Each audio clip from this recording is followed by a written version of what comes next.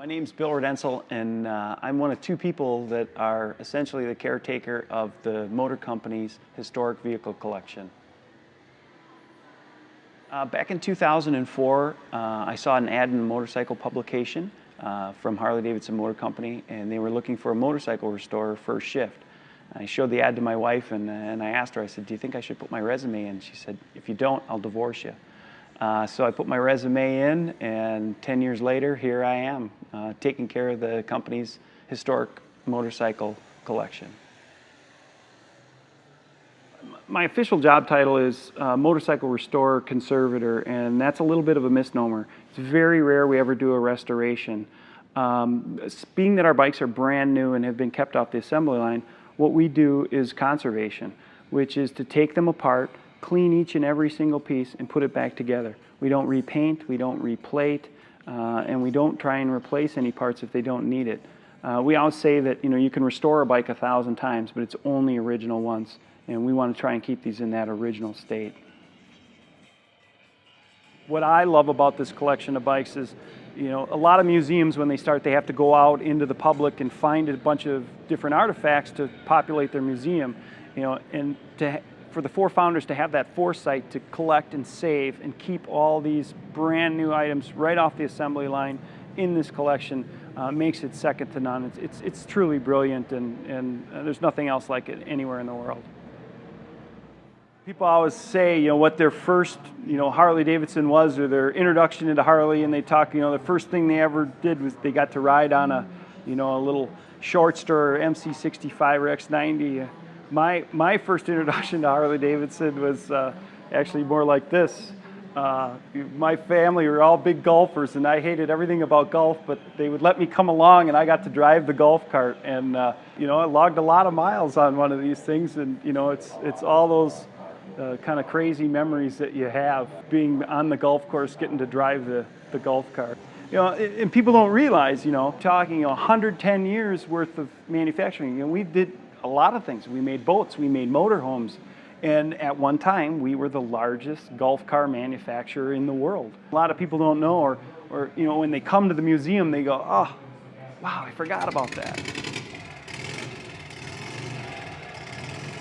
The Clubs and Competition Gallery is really my favorite gallery of the museum. I spent a lot of time researching this. This is an era that I really love. I love the board track era.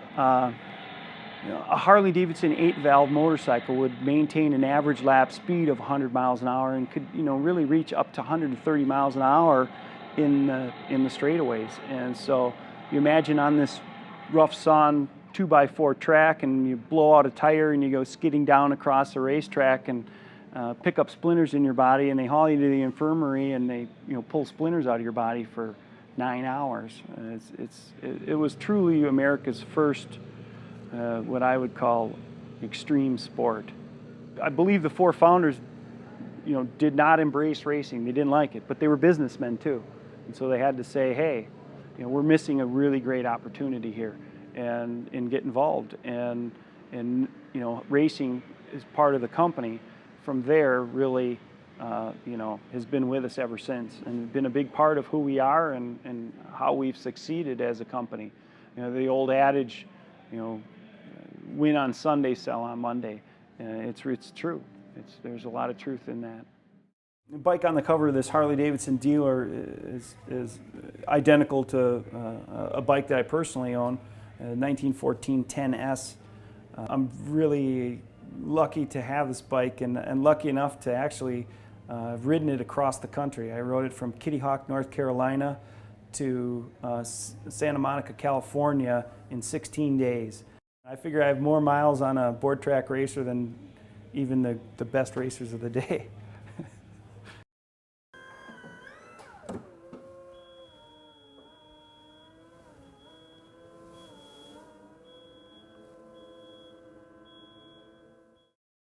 I'd have to say, of everything that I've been involved in acquiring here at the archives, this is probably my favorite bike of that. There's kind of an old urban legend about a guy that buys a Corvette, puts it in a barn, goes to Vietnam and is killed, and it never ends up being true. But this bike is truly it. It was owned by a fellow Got it as a high school graduation present. Became a tail gunner in a B-17 in World War II. Was subsequently killed in action. And his family kept the bike, but not only the bike, but all of his belongings, and kept it for years and years. And a lot of times, in the museum we tell stories about all the GIs that returned and formed motorcycle clubs and chop bikes, but we never get a chance to really tell that story about those that gave the ultimate sacrifice so that the company could remain to this day, and this was a perfect opportunity to do that.